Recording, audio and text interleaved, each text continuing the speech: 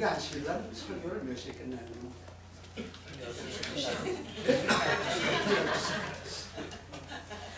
30도 시작을 못해요.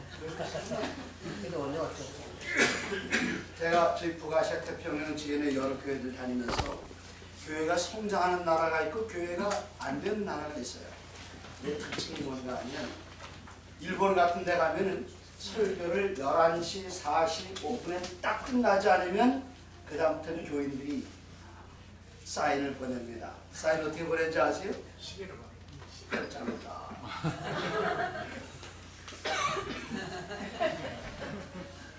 그런데도 눈치 없이 계속하면 다시 그게 못 가는 거예요. 그런데 이 중국 같은 데 하면 정말 신납니다.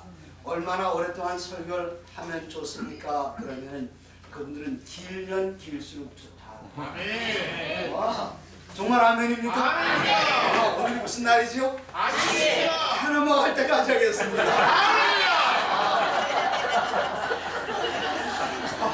정말 이게 진짜 좋은 교회네요. 목사님 너무너무 행복하시죠? 나는 일선교회 있을 때도 11시에 시작하면 12시 반에 설교를 끝낸 적이 없어요. 항상 정말 일주일 내내 그날 기다리면서 갈급해하는데 왜 설교를 12시 전에 끝내야 됩니까? 안식일 언제까지죠? 근데 제가 오후에도 계속 하겠다 할 때는 오후에 뭐가 있어서 안 된다고 그랬죠. 어린이 프로그램을 제가 하면 안 될까요? 제가 여러분의 꼭 이 설교 여행 들려드려야 할 말씀이 있어요. 그 얘기를 제가 꼭 하고 싶은데 어린이 프로그램 저쪽에서 하죠. 본당에서 누가 모입니까? 어른들이. 어른들이 어느 반이 모이는 거지? 예언의 신방. 제가 오늘 오후에 예언의 신 얘기 좀 할까요? 예언의 신방에서 예언의 신. 제가 해도 되겠습니까? 네. 목사님 괜찮다는데. 네. 제가 그런데 오늘 오후에 특별히 들으셔야 할 분들은 30대와 40대 혹시 계시면 손 들어주세요. 30대. 이분들은 반드시 들으셔야 돼요. 그런데 나이 들었다고 차별 대우하냐 억울하신 분들은 들으셔야 돼요. 정신 연령이 30대. 좋아요. 육체 연령과 정신 연령을 포함해서 30대, 40대를 제가 집에서 전 내일 아침 7시 비행기 때문에 새벽에 4시에 집을 떠나야 돼요. 제가 가능하면 저도 시간을 줄이려고 하겠습니다만은 다른 교회 말고 세종 행복교회에 꼭 해야 할 말이 있는데 그건 제가 해야 할 말이 아니라 여러분이 반드시 필요로 하는 말입니다. 그래서 그 말 듣지 않으시면 안 되는데 그 뒤에 유리창인데 잘 들리세요? 안 들려요. 아니, 저 뒤에. 스피커를 안 들려요. 아니 고개를 끄덕끄덕 하셔서 잘안 들려요. 잘 안 들려요? 마이크 안 되죠. 마이크. 괜찮아요. 마이크 사용 안 합니다. 마이크가 있는 아니 마이크 사용 안 해요. 마이크 사용 안 하는 이유는 저기 있는 분들 듣지 말라고 하는 거니까. 지금 자리가 2찬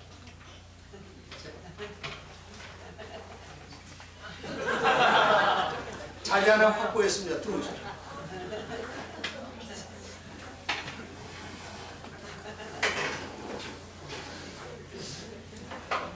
저희 제7간 신례설교는 대총회, 지회, 연합회, 합회 이르기까지 사명 진수를 가지고 있습니다. 영어로 미션 스테이트먼트라고 하는데 이전엔 미션 스테이트먼트 사명 진수라고 하던 것을 작년 연례회에서 사명 진수의 진수를 빼버리고 사명이라고 했는데 제7간 신례설교의 대총회 사명은 북아태 지회의 사명은 연합회 사명은 무엇인가 하면 그 지역 안에 있는 모든 사람들을 그리스도 예수의 제자로 만들며 첫 번째가 예수의 제자로 만드는 것입니다.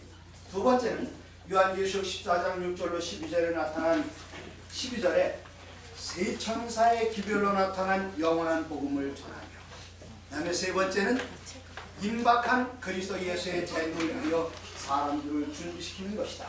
자, 세 부분으로 되어 있어요. 첫 번째는 이 세상 모든 사람들을 무엇으로 만들고? 예수의 제자. 제자로 만들고 두 번째 무엇을 전하고요? 세 천사의 기별을 전하고, 내 세 번째는 임박한 예수님의 재림을 위해 사람들을 준비시키는 것이다. 그렇게 이야기했습니다. 제가 자꾸 이쪽으로 시선이 가는데 목사님도 이렇게 얘기하니 하시겠습니다. 그 다음에 제가 최현주 씨를 그렇게 좋아하는지 몰라요. 어제 저녁부터 그렇게 불러도 왜 그렇게 하시십니까? 사모님도 이쪽으로 와서 이 자리 정리가 안 됐어.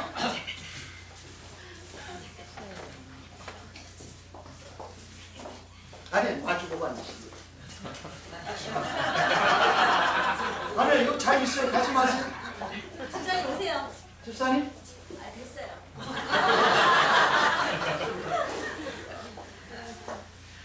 그 세 천사의 기별을 전하는 것이 우리의 사명인데, 요즘 저희들은 강단에서 무슨 설교를 못 들어보는가 하면은 세 천사의 기별 가운데 특별히 셋째 천사의 기별을 거의 듣지를 못합니다. 거의 듣지를 못해요. 셋째 천사의 기별. 근데 이 셋째 천사의 기별에 대해서 요한계시록 14장 7절에서는 첫째 천사의 기별을 큰 음성으로 전한다 그랬습니다. 둘째 천사의 기별 14장 8절에는 큰 음성이라는 말이 나오지 않고, 셋째 천사의 기별 14장 9절에 또다시 셋째 천사의 기별은 큰 음성으로 외쳐집니다. 근데 둘째 천사의 기별은 큰 음성이라는 말이 14장 8절에 나오질 않아요. 언제 나오는가? 18장에 가보시면 18장 2절에 힘찬 음성으로 저르되 무너졌도다 무너졌도다 큰 성 바벨론이여.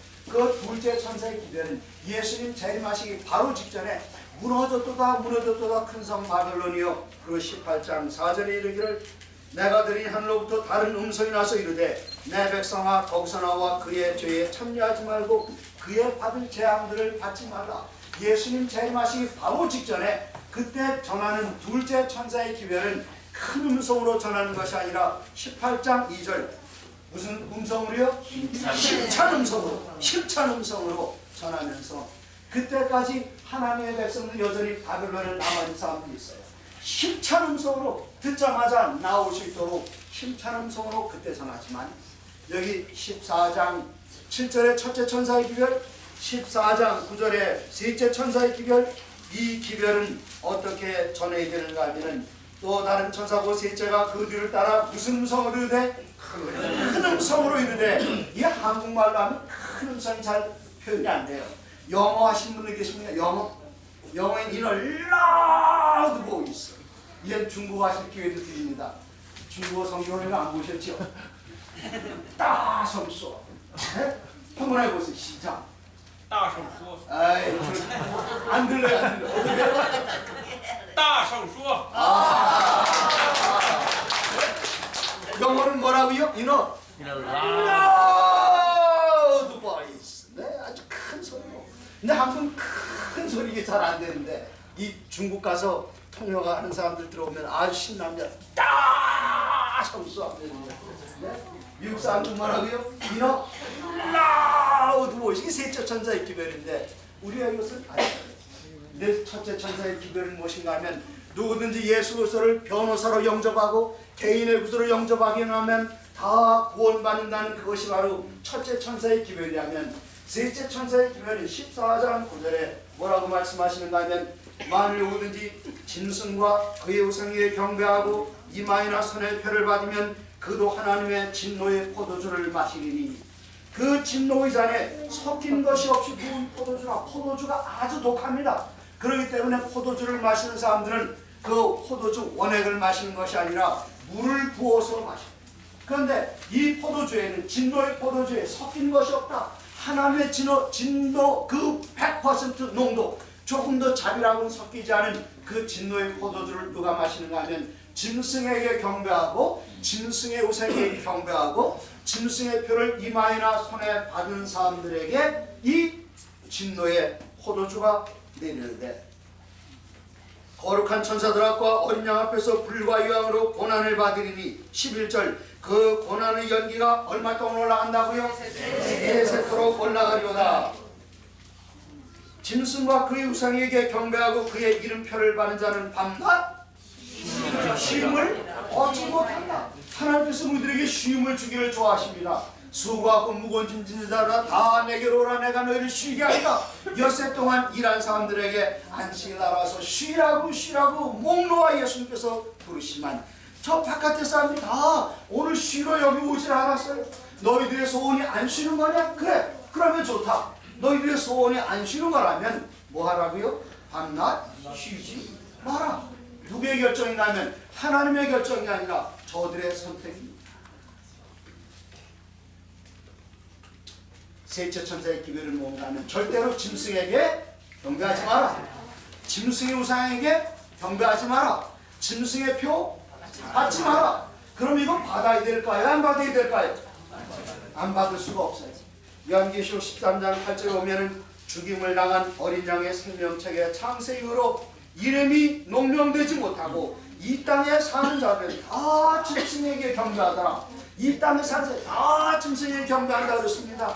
그럼 우리는 어떻게 할 것인가? 13장 16절에 말씀하시기를 그가 모든 자, 큰 자나 작은 자나 부자나 가난한 자나 종들에게 그 이마에나 오른손에 표를 받게 하고 누구든지 이 표를 가진 자 외에는 무엇을 못하게 하죠? 매매를 못하게 하고 15절 뒷부분에 보면은 짐승에 경배하지 않은 것이 다 죽이라는 명령이 있는 겁니다.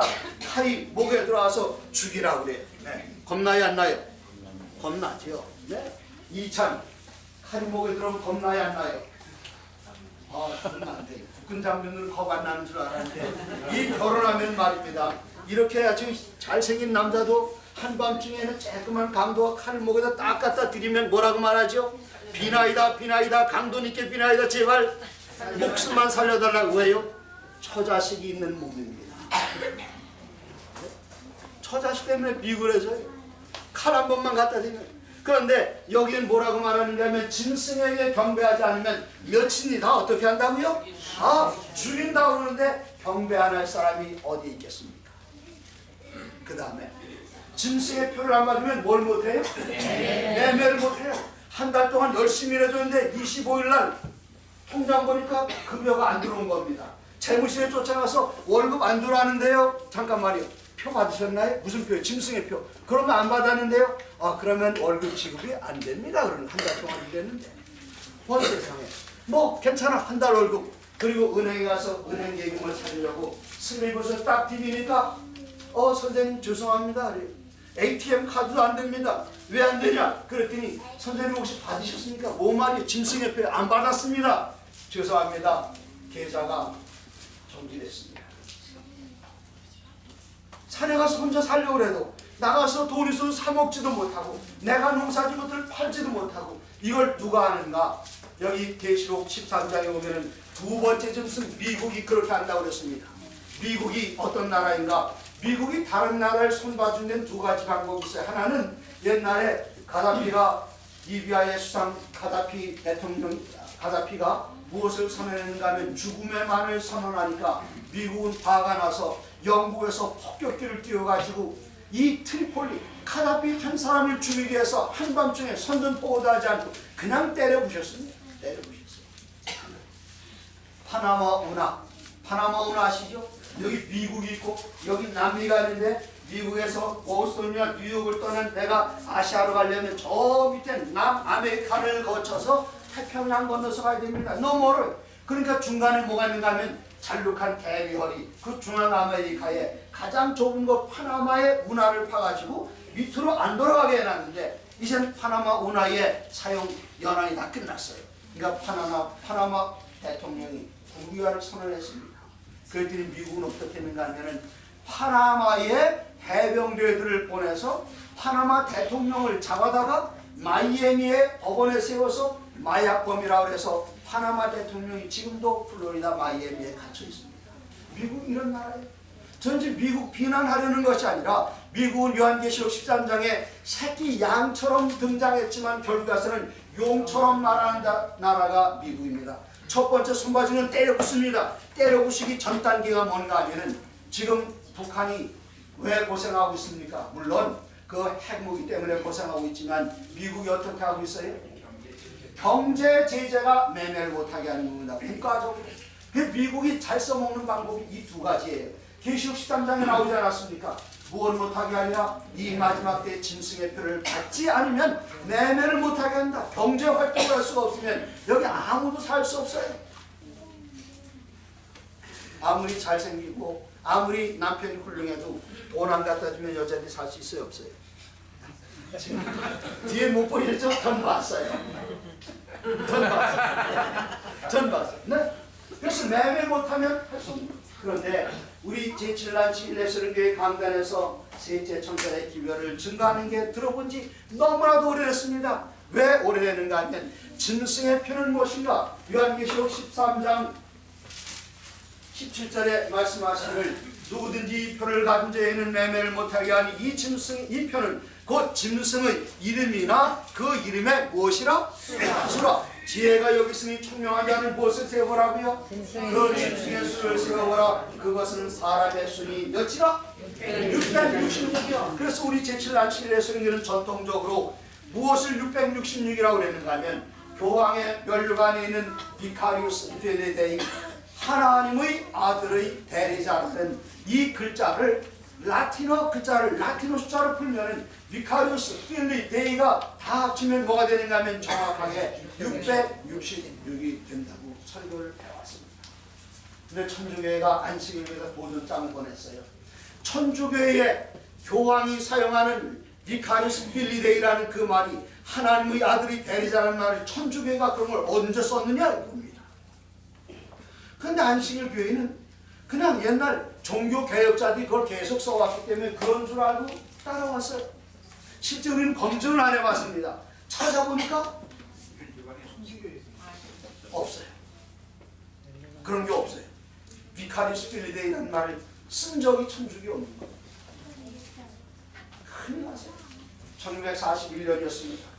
로마린다 병원에 코레이아라는 한 청년이 신학과 다니면서 밤에 병실에서 근무를 하는데 어느 분을 보니까 이분이 노인네가 잠을 못 주무세요. 그분이 누구신가 하면 J.L. 샤라는 은퇴 목사님이신데 대총회 서기를 재물하시다 은퇴하셨습니다. 목사님 왜 못 주무십니까? 이분이 못 주무신 이유는 무엇인가 하면 제스위트 잡지사의 편집인이 대총회에다 편지를 보내는데 뭐라고 편지를 보내는가 하면은 우리는 비카리우스 필리데이라는 말을 쓰지 않는다.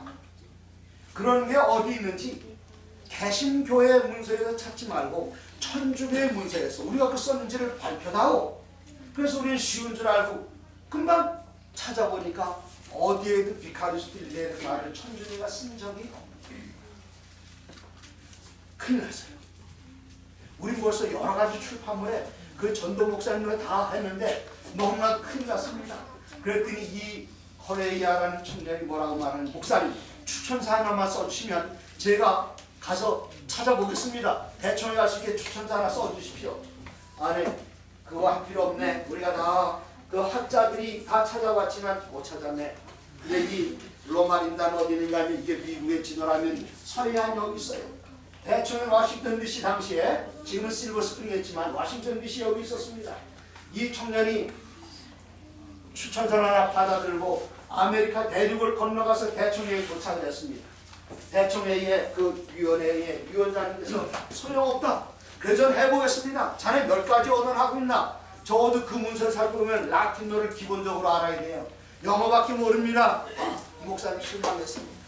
그래도 여기 추천서 있지 않습니까? 저를 이거 찾도록 허락해 주십시오. 그래서 이 청년이 어디로 왔는가 하면은 이 지금 워싱턴 애드벤티스 유니버시티, 옛날 콜롬비아 유니언 칼리지라고 하던 그곳에 전학을 해서 이 청년이 날만 새면 어디로 달려갔는가 하면 세계에서 가장 커다란 도서관이 어디지요? 미국 국회 도서관. 난 날마다 가서 국회 도서관을 이잡듯이 뒤졌는데 찾았을까요? 못 찾았을까요? 찾았어요. 네? 찾았어요. 그랬으면 얼마나 좋겠습니까? 이잡듯이 뒤져도 없었습니다. 그래서 그 당시에는 미국은 바티칸과 수교가 안 됐기 때문에 천주교의 대표부에 가서 비카리우스 필리데이에서 물어보니까 사람들이 아예 그 단어 말조차를 천주교인들이 모르는 겁니다. 신부들도 몰라요. 이거 정말 잘못 걸렸어요. 그런데 그때 미국 오하이오 주의 헌팅턴이라는 도시에 사는 안식일교회 목사님이 뭘 하나 사진을 찍어가지고 보냈어요. 혹시 제가 설교가 길기 때문에 방이 덥고요 졸리우신 분 계시죠? 그런 분들 이걸 꼭 들어야 되니까 그냥 일어나셔서 잠깐 서 계세요. 그럼 그냥 주무셔도 됩니다. 여기가 누구 집이죠? 아버지 집에 뭐 그냥 아들이 와서 딸이 와서 친정집에 자겠다는데 제가 어떻게 말리겠어요? 그냥 주무세요 그런 분들은. 자, 이 청년이 그 대청에서 받은 편지를 보니까 헌팅턴 시에서 온 안식일교회 목사님이 뭘 보내는가 하면 이 헌팅턴 도시에 Our Sunday Visitor라는 천주교 주간 신문이 있었어요. 그 신문에 1915년 4월 18일자 신문에 뭐가 나는가 하면은 비카리스 필리데이라는 말이 나왔다는 것을 사진 찍어 보냈어요. 이거 야 이제는 찾았다 하고는 미국 국회 도서관에 가서 Our Sunday Visitor 과오로들 쫙 봤는데 뭐가 없는가 하면은 다 나오는데 1945년 4월 18일자 그 신문 하나가 없어졌어요. 다른 도서관 어디를 찾아도 그게 없는 겁니다. 이게 도대체 어디 갔나 하고 한참 찾았어요. 이거 보려면 어디로 가야 되는가? 거기 오하이오까지 가야 되는 겁니다. 그래서 이 청년이 이제 그곳에 오하이오가 아니라 인디애나입니다. 인디애나주까지 가야 돼요. 이 청년이 거기까지 가려면 여러 날 동안 지금은 뭐 하루만 달려가지만 옛날에 길이 좋지 않아서 한 이틀 정도 달려가야 됩니다. 그런 기름을 가서 채워야 돼요. 1941년이면 미국이 2차 대전 중이었기 때문에 휘발유가 귀해서 기름 살 수 있는 표가 있는데 그 표가 없으면 휘폰이 없으면 살 수가 없습니다. 옛날 우리 연탄표 기억하십니까? 연탄표 모르세요? 모르시는가? 석유표는 아십니까? 저거 제 나이 다 안 드시는 것 같아요. 오장님 무의정부에 저 어릴 때 연탄표, 석유표 옛날에 석유를 해야 등을 펴는데 표를 나눠줬습니다. 그 표가 없으면 석유 못 샀어요. 연탄도 마찬가지였습니다. 마찬가지로 이 미국에서도 휘발유 사용을 자제하고 있었는데 대청에 주유소에 가서 휘발유를 더 달라고 했더니 표가 없으면 안 된다는 거예요. 근데 지나가던 어떤 신사가 그 얘기를 딱 듣고는 자네가 자네를 위해서 하는 것도 아니고 교회를 위해서 하는데 그는 지갑을 열더니 한 번도 쓰지 않은 이 큐폰북을 이 청년에게 줬습니다. 그래서 기름을 가득 채우고 스페어 강에도 가득 채우고 고맙습니다 하고 인사를 하려고 보니까 이분은 이전에 본 적도 없고 그 이후에 본 적이 없어요. 그래서 이 청년이 여기다 기름을 가득 싣고 다른 친구와 함께 갔습니다. 여기 오하이오주 헌팅턴에 인디애나주 헌팅턴에 도착을 해가지고 그 신문사에 딱 갔더니 11시 반이에요. 11시 반 제때 잘 왔구나. 그리고는 그 안으로 쑥 들어가는 게 아니라 조용한 곳에 가서 옷을 갈아입었으면 새까만 양복으로 갈아입었어요. 신학생이라고 말해야 되니까. 다 가보니까 12시 땡 쳐가지고 수위가 들여보내지 않아요. 난 들어가야 됩니다. 왜 이렇게 고집이 세냐? 저희 워싱턴에서 여기까지 왔습니다. 오늘 문 닫았으니까 다음 월요일 날 와라. 그러면 금요일, 토요일, 일요일, 월요일 어떻게 기다립니까? 우리는 꼭 가서 들어가 봐야 됩니다. 하도 시끄러우니까 퇴근을 안 하고 있던 이 신문사의 편집인의 비서가 왜 이렇게 시끄럽냐고. 이게 학생들이 그래 잠깐만 들여보내라고. 무슨 일이냐? 그랬더니 저희들은 우리의 교황님 Our Holy Father라는 논문을 쓰는 학생들인데 그러냐고. 신학생이냐? 신학생입니다. 그러면 어느 신학교 학생이냐? 우리 언니가 워싱턴 DC 안에 있는 워싱턴 Catholic University of America 그 대학 교수다. 너희들은 어느 대학 학생이냐? 참 난처해. 네, 저희들은 그 대학에서 나와서 언덕을 올라가고 오른쪽에 있는 신학교 학생입니다. 그러냐? 두 번째 질문, 천주교인이냐? 천주교인이 아니에요. 아니라면 보여줘요, 안 보여줘요? 그렇다면 어떻게 하는 거죠? 그건 거짓말이에요. 그런데 하나님께서 기가 막힌 아이디어를 줬는데 그 아이디어는 무엇인가 하면 이 코레이아는 라틴계 청년이었습니다. 라틴이 어디죠? 저 이태리, 스페인, 포르투갈 다 라틴계죠. 그 다음에 아메리카 내리고 그러면 그 남쪽 브라질, 아르헨티나 다 라틴계들이죠. 네, 뭐라고 말하는 거면 우리 라틴어들은 조상 대대로 그리고 우리 친척이 몽땅 다 천주교입니다. 거의 긴 얘기, 재밌는 얘기 이제 건너뛰어서 나중에 풀 스토리를 들으실 기회가 있으면 좋겠네요. 건너뛰어가지고 이 청년이 이제는 왜 왔느냐 질문을 받았습니다. 저희가 아웃 선데이 비지터의 과오로들을 보았으면 합니다. 그러라고. 그러면서 이제 도서관으로 안내해 주니까 그 신문은 1912년 5월 5일 날 창간을 해서 존 놀이라는 천주교를 지키는 아주 극보수 천주교 우파의 천주교 신부가 천주교를 지키기 위해서 그 신문을 낸 거예요. 지금도 나와요. 지금도. 네? 그 osb.com으로 들어가시면 지금도 그 웹사이트에 들어가실 수 있어요. 네? 아웃 선데이 비지터 보여주는데 딱 들어가 보니까 1912년 1년 거 있어요. 13년 거 있어요. 14년 거 있어요. 16년 거 있어요. 17년 거 있어요. 제 얘기 듣고 계십니까? 네. 1912년 거 있다 없다? 12년, 13년, 14년, 16년, 17년. 뭐 좀 이상하지 않아요? 15년이 빠진 겁니다. 15년이 빠졌어요. 그 앞에 난처한 표정 들면서 저는 15년 걸 보려고 왔는데 그랬더니 이 비서가 말하기를 요새 좀 이상한 사람들이 많아가지고 그건 우리 편집인 신부님 사무실에 있다. 신부님은 퇴근했어요. 이 학생이 난처한 표정을 지니까 학생들 걱정 말아요. 내가 비서니까 내가 컨비네이션 번호 이 컨비네이션 제가 알고 있어요. 그러더니 그 신부님 사무실에서 이 1915년 묶어놓은 것을 딱 가지고 왔습니다.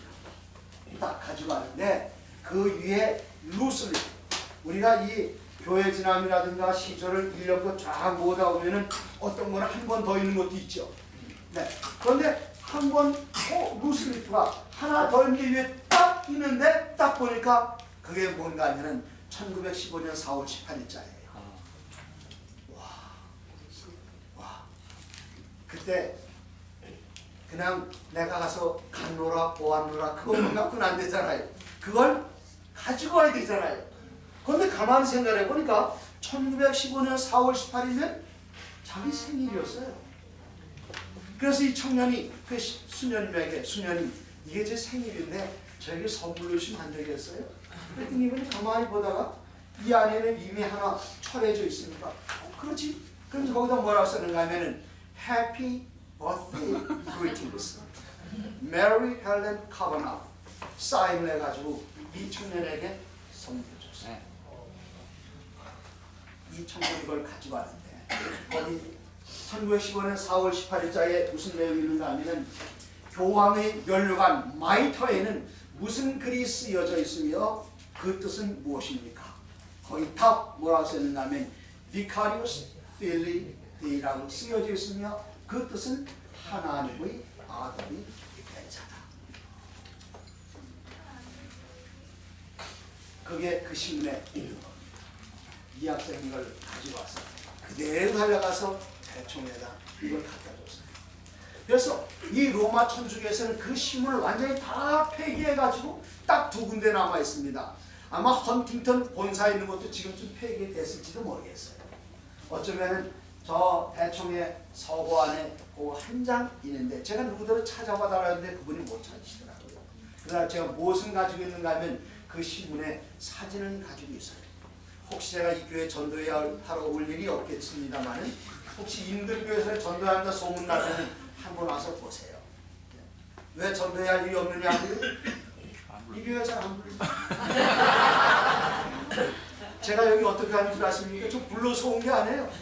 제 며느리의 친구가 신탄진 교회의 사모이기 때문에 제 며느리가 미국에서 와서 애들 둘 데리고 오느라 여기까지 오는데 제가 하도 안 돼가지고 이제 애들 데려다 주느라고 왔다가 그냥 권수진 목사님께 사정사정에 제가 이번에 오후에 안 되는 거 지금 여러분의 힘을 위해 또 사정사정 했잖아요. 그런 저를 언제 전도해 부르겠습니까? 혹시 인근의 어느 위에 전도한다 소문 나면은 제가 그 사진을 보여드리겠습니다. 이 대총회에서 이 청년을 믿기 시작했습니다.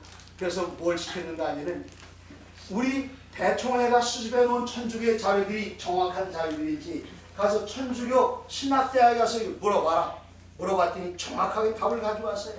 드디어 이 청년이 무슨 용기를 얻었는가 하면은 가서 무엇을 물어보는가 하면 비카리우스 필리데이가 교황의 공식 명칭가를 알아보려고 했는데 이 대학의 총장도 천주교 대학 총장이 이걸 모르고 있었던 겁니다.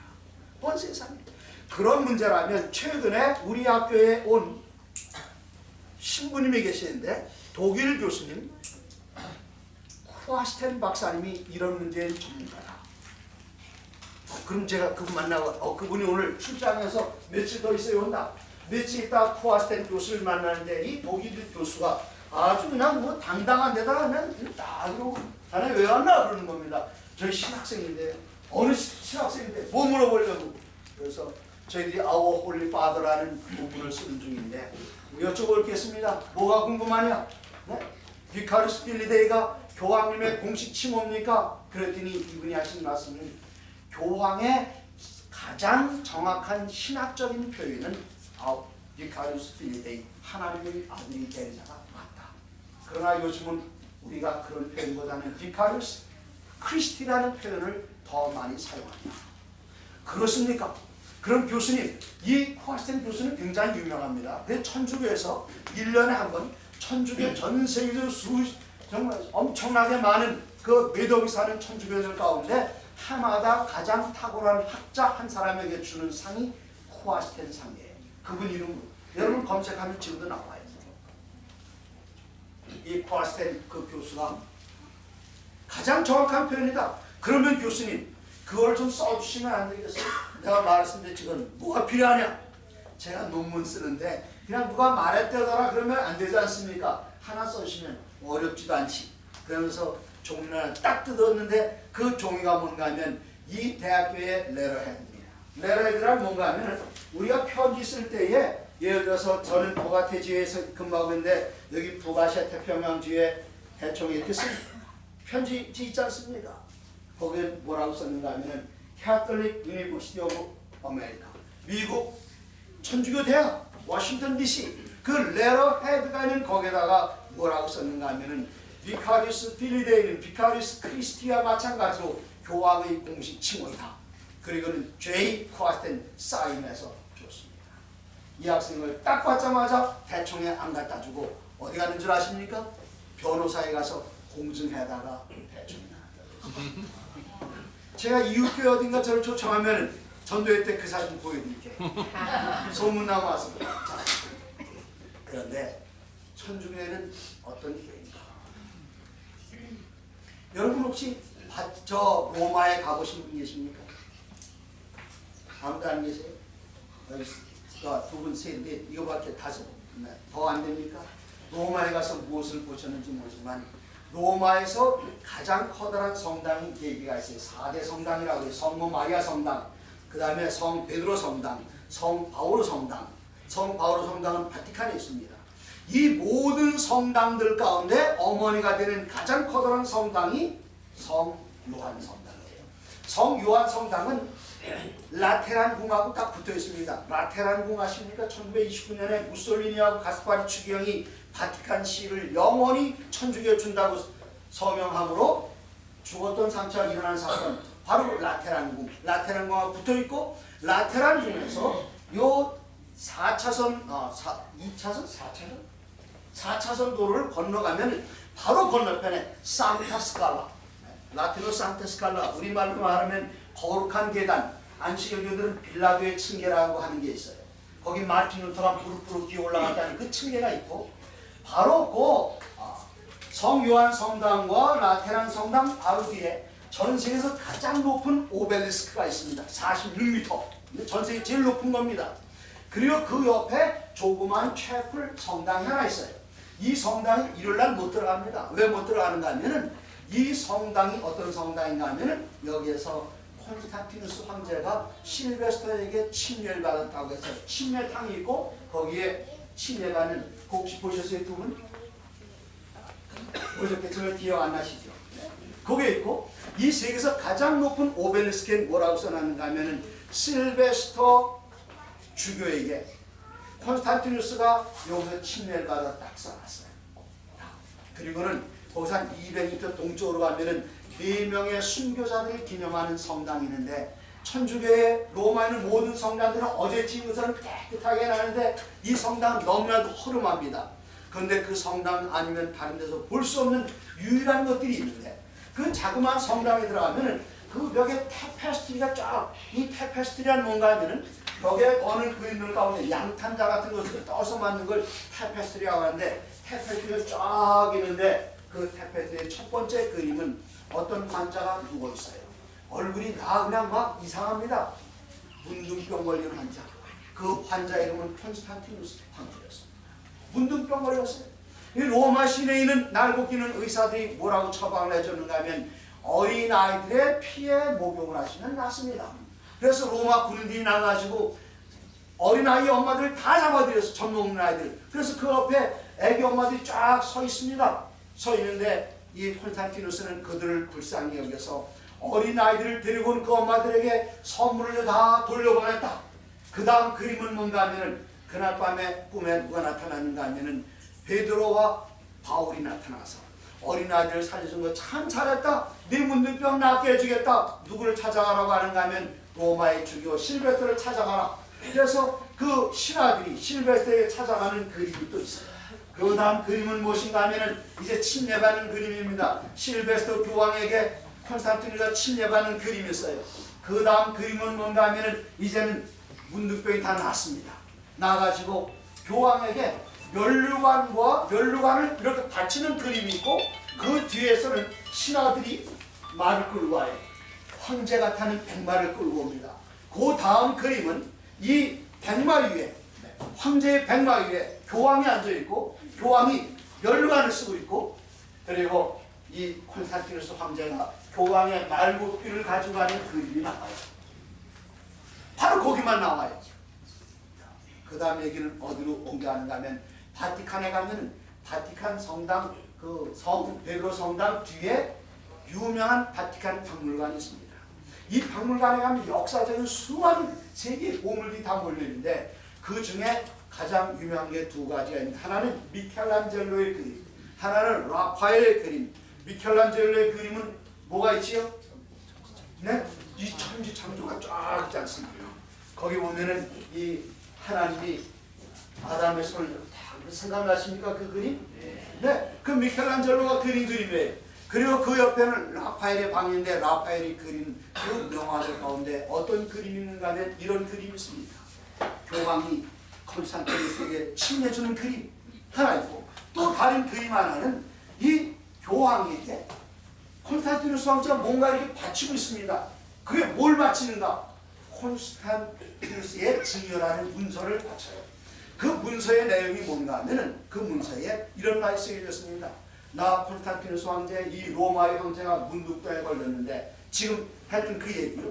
이거 다 거짓말입니다만은 다 나는 문둥병 걸렸는데 실베스터가 날 이렇게 친절 살려줬고 그래 나는 고마워서 이 로마시를 실베스터 교황에게 바칩니다. 그러나 교황은 천상의 왕이시고 나는 지상의 왕이기 때문에 천상의 왕과 지상의 왕이 같이 있을 수 없기 때문에 나는 이 로마시를 교황에게 드리고 나는 비잔티움으로 가겠습니다. 비잔티움으로 가겠습니다. 이 일에 대해서 가타부타한 사람은 하나님의 저주를 받을 것입니다. 나는 이 문서를 여기에 서명을 해서 베드로의 무덤 앞에 놔두겠습니다. 그 문서의 이름이 뭔가 하면 콘스탄티누스의 증여라는 문서입니다. 이 콘스탄티누스의 증여, 도네이션 오브 콘스탄티누스를 여러분 지금 구글 하시면 거기 쫙 뜹니다. 그 구글에 콘스탄티누스 증여 쫙 들여다보시면 거기에 뭐가 나오는가 하면 비카리우스 필리데이라는 단어가 나와요. 거기에 아주 이거 유명한 문서입니다. 그런데 1500년경에 저 스페인의 국왕이 어디를 쳐들어갔는가 하면은 이 지중해를 건너가 가지고 이태리의 나폴리를 점령했습니다. 그러니까 황제 이 교황이 기분 나빠가지고 뭐라고 말했는가? 이거 내 땅인데 왜 쳐들어왔냐 그래요. 그러니까 이 정말 죽을 고생을 해서 지중해를 가로질러 가지고 이태리를 점령했는데 이 땅 내놔라. 교황이 그러니까 증거가 뭐냐? 근거가 뭐냐 그랬더니 교황이 뭘 딱 내보내주는 하면 콘스탄티누스의 증여. 이거 331년에 우리 콘스탄티누스 황제가 실베스토 교황에게 준 이거 다 교황령이다. 우리 땅이다. 그러니까 지금 이 스페인 국왕이 이거 너무나 멋쩍었습니다. 그런데 그 밑에 누가 있었는가 하면은 로렌조 발라라는, 이것도 다 검색하면 다 나오네요. 로렌조 발라라는 비서가 있었는데 그 비서가 이 땅을 왜 돌려줘야 됩니까? 이거 뭐 이런 문서, 그래 저도 한번 봐도 될까요? 라틴어로 되어 있는 문서를 이 국왕은 잘 모르니까 이 비서에게 보여줬어요. 비서가 가만히 들어보니까 내용이 좀 이상합니다. 거기에 어떤 단어들이 나온다, 이상한 단어들이 로마에서는 사용하지 않은 관직명이, 옛날 페르시아에 쓰던 관직명이 거기 나오고 있어요. 이거 참 이상합니다. 계속 읽다가 보니까 무슨 단어를 발견했는가 하면 콘스탄티노플이라는 단어를 발견했어요. 뭐라고 썼는가 하면은 저는 이 로마를 당신에게 드리고 지상의 왕인 저는 콘스탄티노플로 갑니다. 이렇게 써있는 겁니다. 가만히 생각해보면 역사적으로 콘스탄틴이 살아있을 때는 콘스탄티노플이라는 단어를 쓰지 않았어요. 뭐라 그러냐면 비잔티움이라고 썼는데 콘스탄틴이 죽은 다음에 콘스탄티노플이라는 말을 썼는데 그 문서에 뭐라고 써있어요? 콘스탄티노플로 갑니다라고 써있는 겁니다. 이건 가짜라구나. 그래서 그 문장을 비교해봤어요. 문장을 4세기의 문장과 쭉 역대에 나오는 라틴어 문장을 비교해보니까 이것은 8세기에 사용하던 라틴어 문장이라는 사실을 발견하고 책을 썼습니다. 그걸 교황이 봤어요. 교황이 보고 손들었습니다. 그 문서가 가짜 문서라는 것을 깨닫게 됐어요. 자, 그러면 침례받은 사실은 어떤가? 콘스탄티누스 황제가 언제 침례를 받았는가? 교황에게 묻기를 제가 꼭 침례를 받아야 구원 받습니까? 그렇습니다, 황제 폐하. 그럼 침례를 언제 받아야 되지요? 원하시는 때 받으시면 됩니다. 가만히 생각해보니까 황제로서 다른 나라 정복의 사람도 죽여야 되지요. 그 아름다운 미녀들 다 포기해야 되지요. 안 되겠어요. 그럼 내가 죽기 전에 받아도 됩니까? 네, 돌아가시 전에 받으시면 됩니다. 그래서 콘스탄티누스는 어디서 침례를 받았는가 하면 로마에서 받은 것이 아니라 자기의 고향 저 동쪽에 있는 오늘날 터키 아나톨리아 반도의 니코메디아라는 곳에 가서 침례를 받았습니다.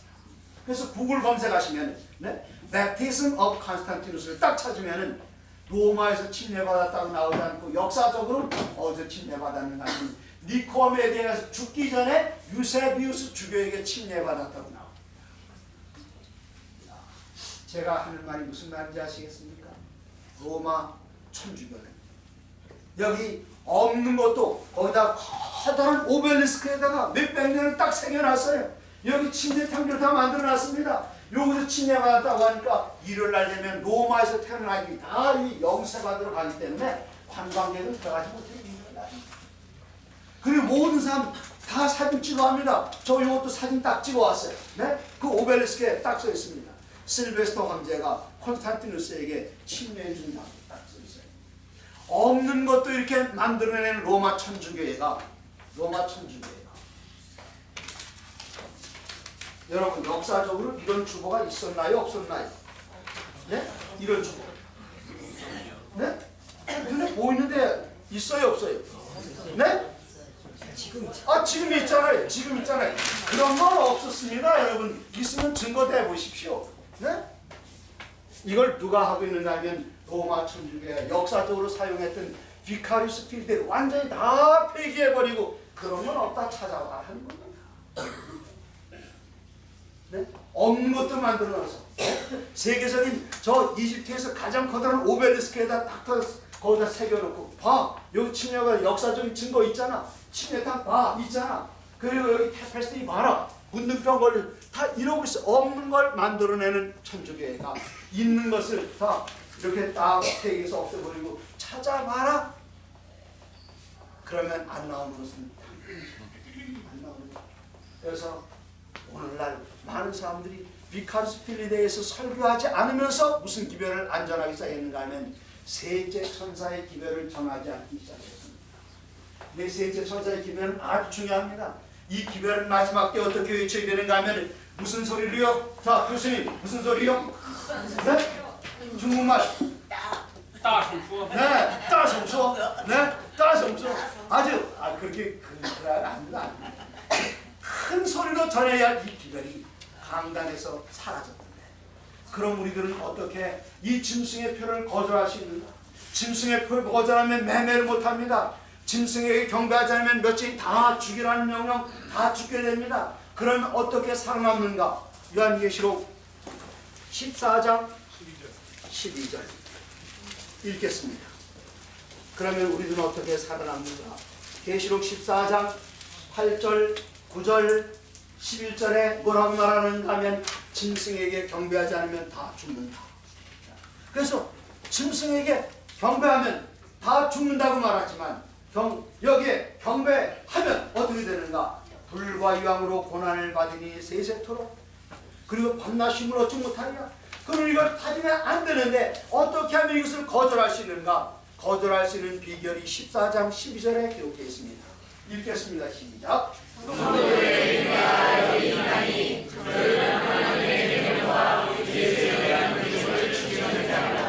네, 성도들 인내가 뭐라고요? 자, 인내가 뭡니까? 뭐 죽어! 그래도 우리는 어떻게 해야 된다고요? 죽어도 우리는 인내해. 죽여라 그래요? 인내해야 돼. 인내해야 돼. 너 매매 못해? 그래도 우리는 어떻게 해야 돼요? 인내해야 돼요. 그래서 예수님께서는 마태복음 24장 13절에 말씀하시길 그러나 끝까지 견디는 자는 무엇을 얻으리라? 구원 얻으리라. 그런데 끝까지 어떻게 견딥니까? 당장 여기다 칼 대고 죽이겠다는데, 네? 오늘 저녁에 먹을 쌀도 사지 못하게 하는데 우리가 이걸 어떻게 짐승의 표를 안 받을 수 있습니까? 어떻게 견딜 수가 있습니까? 그 비결이 두 가지가 있는데 첫 번째는 뭐라고요? 하나님의 계명을 지키면 할 수가 있어요. 여러분 하나님의 계명 하면 여러분 머릿속에 하나님의 계명 딱 듣기만 해도 막 얼굴이 밝아지고 기분 좋아지고 그렇습니까? 아멘. 솔직히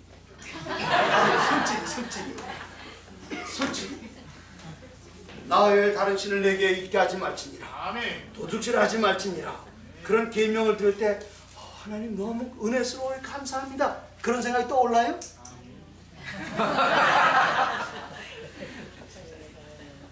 시편 기자들은 어떻게 했는가 하면 시편 19편에 보니까 하나님의 계명을 보면서 시편 19편에 시편 기자는 이렇게 노래를 합니다. 시편 19편 7절 여호와의 율법은 완전하여 영혼을 소생시키며 하나님 율법이 그렇다 그랬습니다. 8절에 보시면 여호와의 계명은 순결하여 눈을 밝게 하시도다. 10절에 보면 금 곧 순금보다 더 사모할 것이며 꿀과 송꿀보다 더 달구다.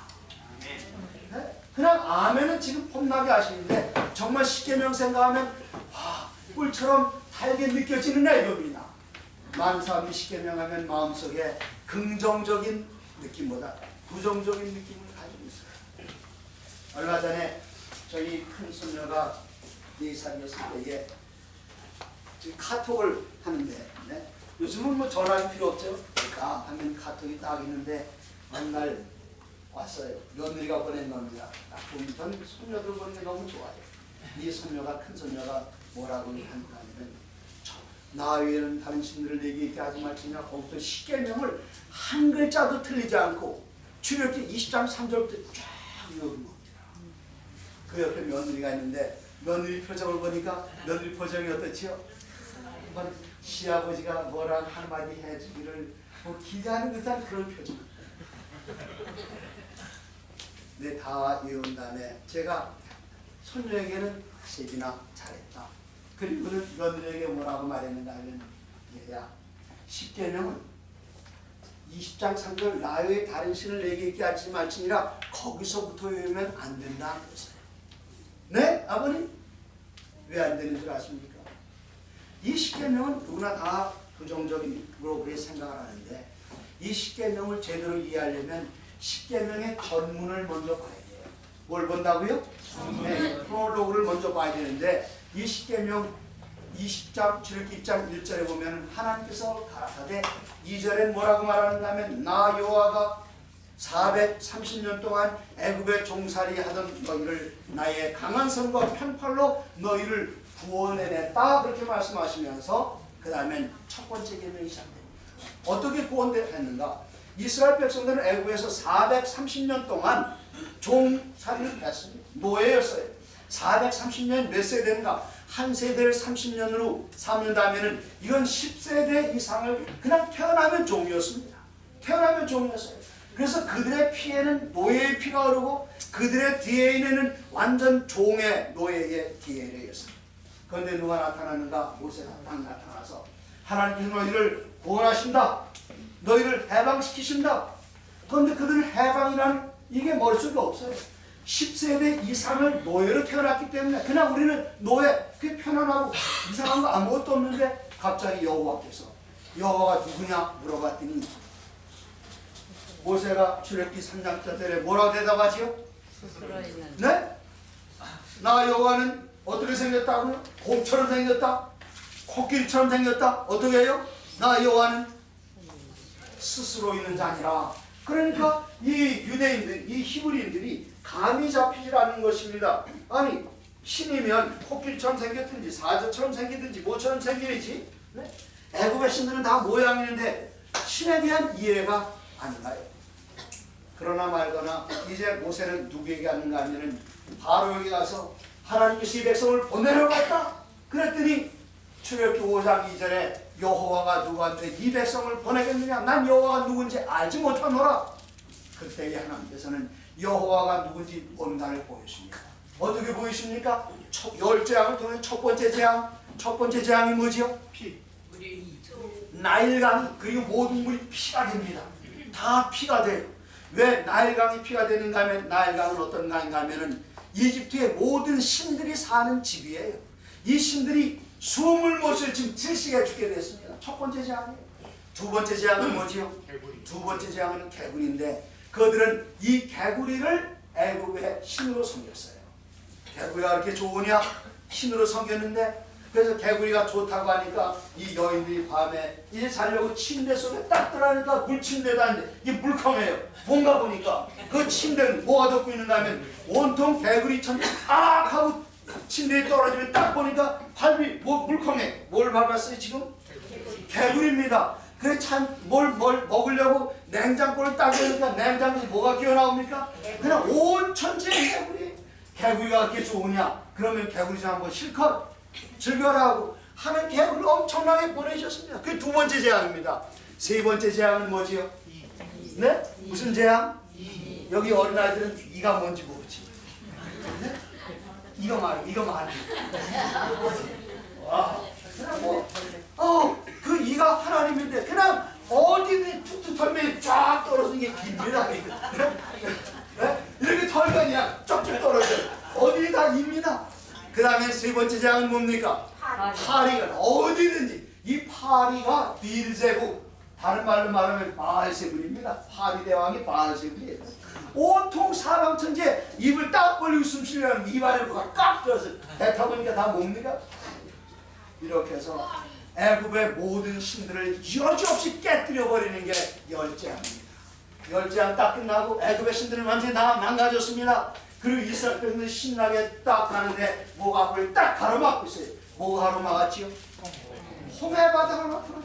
앞으로 갈 수 없고 이젠 돌아갈 수 없는데 앞으로 갈 수 없다고 지금 막 어떻게 하지? 하고 있는데 뒤에서 무슨 소리가 딱 돌아보니까 애굽의 군대가 철병거를 이끌고 세계 최강의 전차 부대가 들어오는 겁니다.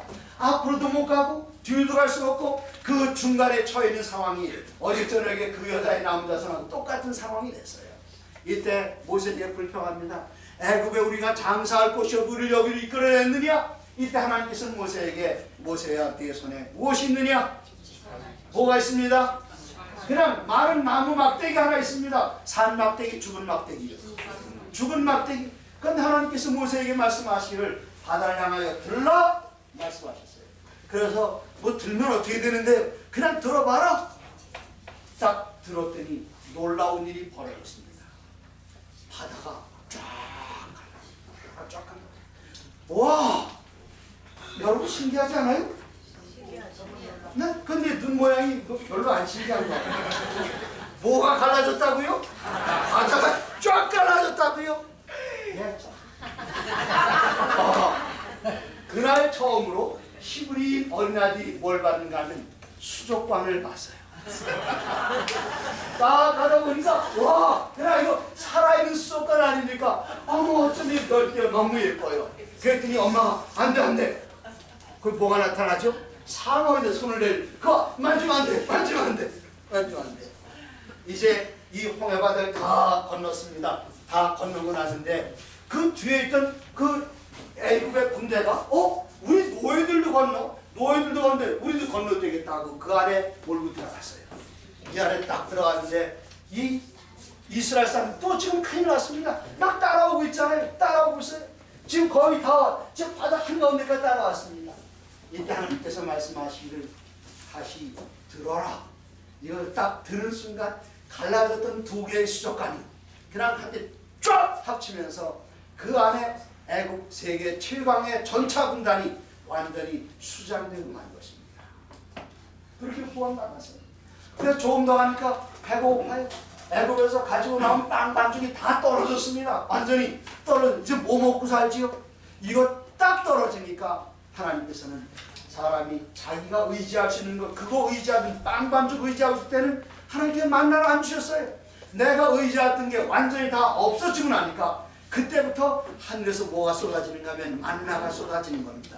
몇 년 동안 쏟아졌죠? 40년 동안 쏟아졌어요. 이스라엘 백성들이 광야에 가면서 아침마다 샤워했을까요? 못했을까요? 얼마나 냄새가 나겠습니까마는 냄새 하나도 안 나는 겁니다. 40년 동안 옷을 안 갈아입었어요. 안 갈아입는 옷이 해지지 않아요. 40년 동안 신발을 안 갈아 신었어요. 신발이 해지지 않습니다. 하나님께서는 당신의 강한 손과 편팔로 애굽의 군대를 홍해바다에 수장시키시고 애굽의 그 백성들이 하나님의 백성이 탈출할 수 있도록 홍해를 가르시고 40년 동안 씨 한번 뿌려보지 않은 백성들에게 매일같이 양식을 공급해 주시고 40년 동안 옷을 공급해 주시고 40년 동안 적군으로부터 보호해 주신 이 하나님을 딱 생각하는 게 출애굽기 20장 2절입니다. 이 하나님이 이 백성을 이렇게 구원해냈어요. 첫 번째 계명 말해보세요. 다 같이. 첫 번째 계명 너희의 혹시 목사님 거 영어로 하십니까? 영어로 뭐라고 말하냐면 You will not, you must not이 아니라 You shall not입니다. shall. 여기 영복음할 shall은 뭡니까? 누구의 의지죠? 말하는 사람의 의지예요. 너 다른 신 섬기면 안 돼? 그런 뜻이 아니라 You shall not have other gods before me는 무엇인가 하면 네 앞에 다른 신들은 있지 않을 것이다. 그런 뜻입니다. 이렇게 이스라엘의 그 탁월한 강력한 하나님을 경험하고 다른 애굽 신들을 이렇게 보니까 신 같아 보여요? 안 같아 보여요? 네? 저 뭐죠? 그냥 개구리 아니야? 네? 저 그냥 파리 아니야? 파리. 네? 누구를 경험하고 나니까요? 하나님을 경험하고 나니까 다른 신들은 눈에 보이지도 않습니다. 이게 바로 첫 번째 계명입니다. 제가 가끔가다 부부 싸움을 하는데 거의 70 가까이 되는데 지금도 싸워요. 그래서 저는 아내가 결혼을 잘못했다 좀 미안한 생각이 들어요. 아직도 마음에 안 들어서 지금 이렇게 30-40년 전 어떻게 싸우고 살까. 그런데 어느 날 제 아내가 그 친구에게 하는 얘기를 듣고는 제가 깜짝 놀랐어요. 무슨 얘기를 하는가 하면 제가 제 아내와 약혼했을 때에 제 아내가 너무나도 수척해지는 겁니다. 이게 수척해져요. 그런데 제 아내가 얼굴은 수척해지는데 배는 불러와요. 혈액성 동맥염 환자였어요. 복수가 차올라가죠. 저 결혼식 날 뒤에서 수근수근 그때 제 결혼식에 오셨었나요? 좀 오시지. 저희 같은 의정부교회를 다녔었습니다. 네. 그 다음에 제 결혼식 날 우리 저 이정원 형제의 어머니 유춘자 집사님 모셨는데 네? 대방교회 제가 결혼하고 어디 살았는가 하면 대방교회 사택에 살았어요. 내 결혼했을 때에 제 아내 배가 남산만큼 불렀었습니다. 복수가 그래서 사람들 수근수근 전 선서. 나쁜 짓 한 번도 안 했습니다. 그런데 제가 아내와 약혼한 그때에 겨울철 기숙사에서 빨래를 하면은 손이 왜 이렇게 시려요? 그때는 저는 좋았어요. 잠깐이다. 이제 결혼하면 빨래 끝. 그런데 결혼하고 나서 이게 웬일입니까? 대방교회 사택에 사는데 옛날엔 빨래는 남자 빨래, 집 빨래만 하면 됐지만 이제 누구 빨래까지 해야 돼요? 여자 빨래까지 해야 되고 밥도 제 것만 어쩌다 하면 되는데 이건 아내 밥까지 해야 되고 설거지 아내 접시가 다 씻어야 되고 정말 제가 그렇게 살았어요. 그리고 그것보다 더 중요한 것 결핵성 복막염 환자는 임신이 안 되는 환자입니다. 그럼 파혼 조건 되나요? 돼야 안 돼요? 지금 여러분 내 앞에서는 안 돼요. 남의니까 그러죠. 여러분 딸이, 여러분 아들이, 네? 임신이 안 되는 아가씨 데려가서 결혼하겠습니다. 그러면은 아이고 그래 내 정말 순애보를 쓰는구나. 참 잘했다. 그럴까요 여러분이라면? 부모는 그렇게 안 해요. 근데 전 어떻게 했는가 하면 결혼식 날 저희 일가 친척들이 다 뭐라고 했는가 하면 정혜이가 며칠 있으면 송장 치우겠다 그랬어요. 그 모습. 근데 제가 그 아내와 결혼을 했습니다. 결혼하고 아내 빨래도 해주고 밥도 해주고. 그런데 저는 티격태격 싸우면서 아내가 저를 싫어한 줄 알았는데 어느 날 그 친구에게 하는 얘기를 제가 지나가다 딱 들었는데 와 도대체 그 남자가 누굴까? 진짜 멋있는 남자. 세상에 제일 탁월하고 제일 훌륭한 남자. 그 남자가 누구예요? 제가 딱 들어보니까 누구 얘기하고 있습니까? 그런데 그 아내에게 가서 여보 난 당신에게 자유를 주기 원하니까 당신 마음대로 나보다 잘생긴 남자 돈 많은 만져서 가.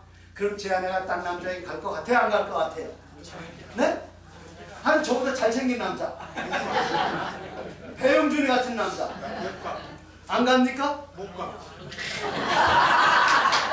못 가요. 이런 남자를 한번 경험해놓고 보니까 세상 남자들은 눈에 뵈지도 않아요. 눈에 뵈지도 않아요. 그게 바로 첫 번째 개념입니다. 내가 그걸 어떻게 구원하는지 봤지? 애굽의 신들을 여전히 다 깨뜨릴 때에 애굽의 신들이 끽소리나 한번 냈느냐? 안 했는데요. 그럼 다른 신들 너희 앞에 둘 거야 안 둘 거야? 에이 믿지도 마세요. 신 같아야 신인 줄 알죠. 그 첫 번째 개념이. 그 여러분이 힘들어요 어려워요? 쉬워요 힘들어요? 첫 번째 개념. 너무나 쉬운 겁니다. 그런데 그걸 어렵다고 생각하면 사단이 계속해서 어렵다. 우상을 만들지 말라. 그 애굽의 우상들 얼마나 스핑크스 피라미드 얼마나 대단합니까? 그것만 보면은 그냥 무릎 꿇어라 말 시키지 않아도 되는 무릎 꿇게 돼 있어요. 얼마나 대단한지. 저를 가르쳐 주신 한 교수님이 계시는데 이 교수님이 바티칸에 갔습니다. 거기 바티칸 광장에 사람이 쫙 모여 있어요. 그런데 갑자기 창문이 열리는데 누가 나오는가 하면 교황이 나타나서 교황이 거기에 있는 사람을 향해서 이렇게 손가락을 이렇게 하고 성호를 그리면서 강복을 하니까 거기는 모든 사람들이 그냥 무릎을 딱 꿇고 절하는데 나를 가르쳐 주신 이 교수님 게르하르트 하젤 박사님 다른 사람들 다 무릎 꿇었는데 혼자 서 있는 거예요. 혼자.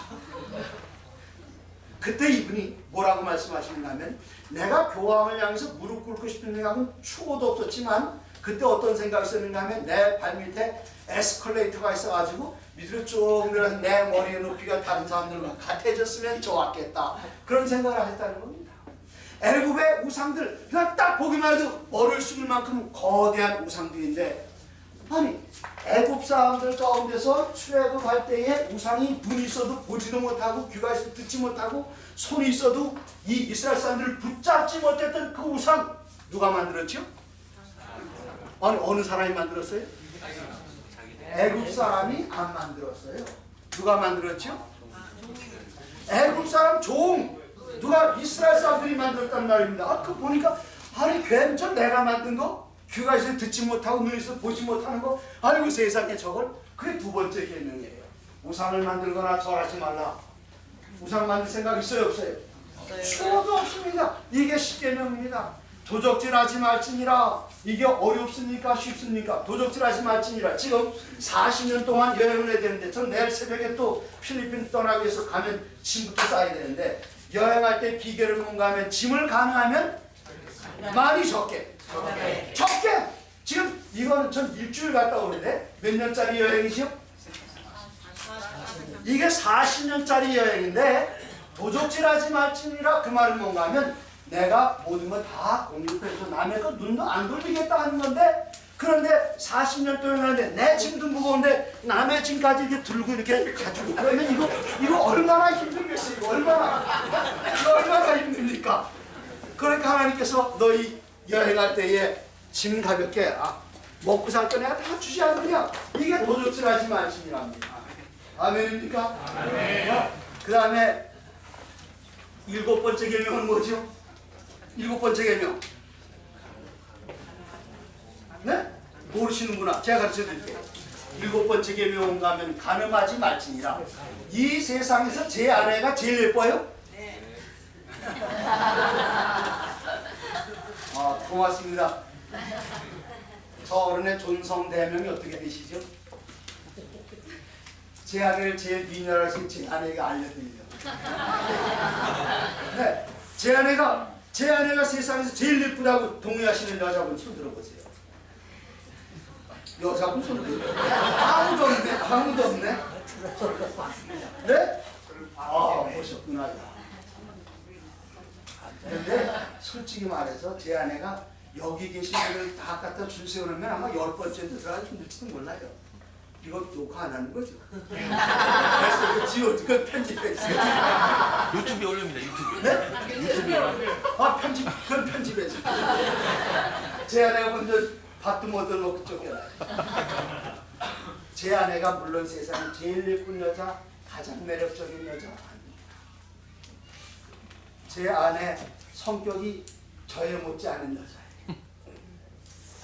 한 번도 싸울 때에 제가 이겨본 적이 없어요. 그런데 처음엔 소리 지르고 같이 싸웠지만 지금 가만히 돌이켜 생각해 보니까 이 여자가 아니었다면 전 하늘나라 못 갈 것 같아요. 여보, 당신 때문에 내 성품이 얼마나 성화됐는지.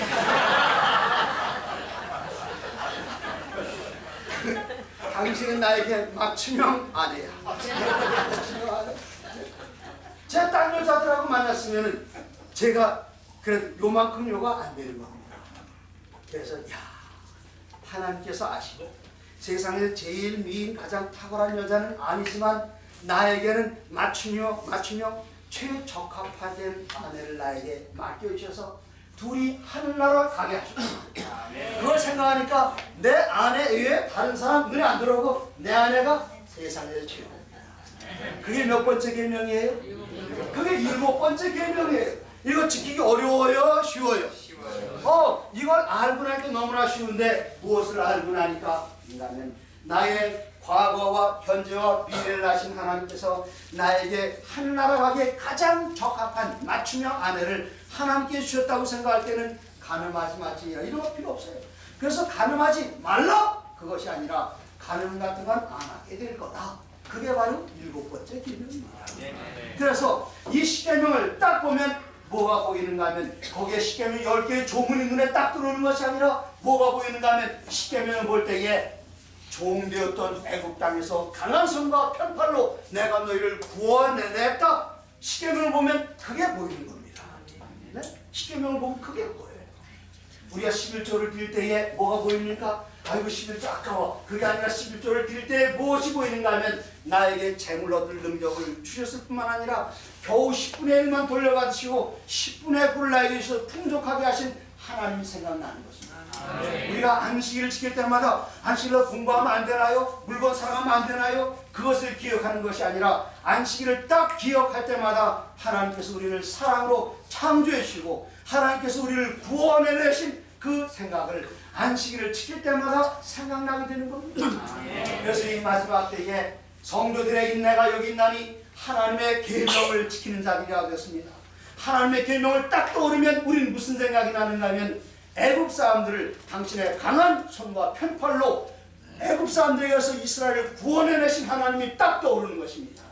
그래서 이 마지막 때에 먹을 게 없다, 매매를 못한다, 걱정할 것도 없어요.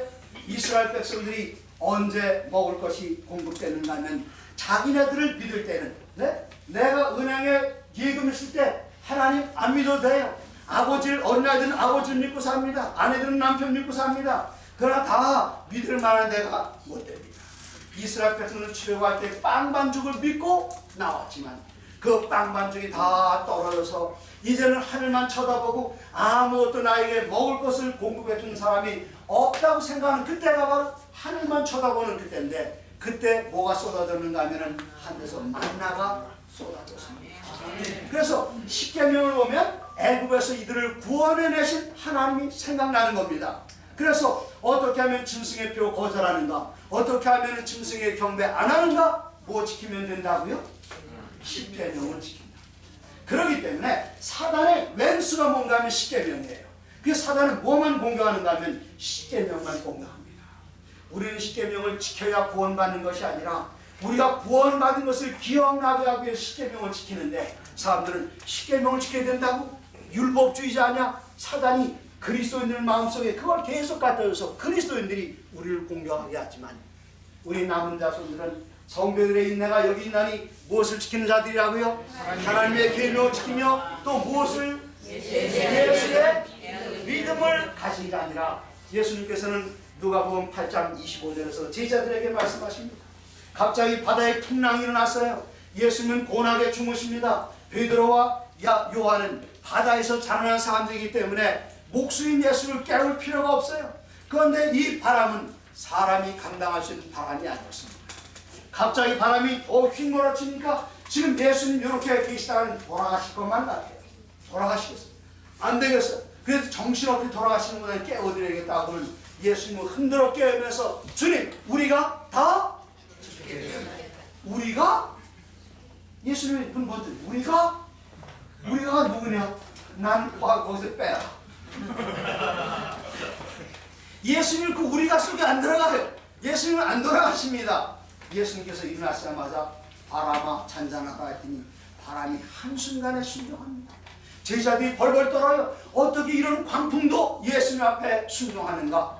그럴 때 예수님께서 누가복음 8장 25절에 뭐라고 말씀하셨습니까? 너희의 믿음이 어디 있느냐? 너희의 믿음이 부모에게 있느냐? 너희의 믿음이 남편에게 있느냐? 너희의 믿음이 너희 재산에 있느냐? 은행 잔고에 있느냐? 이란 모든 것들이 다 쓸모없는 날들이 신속하게 이르러오고 있습니다.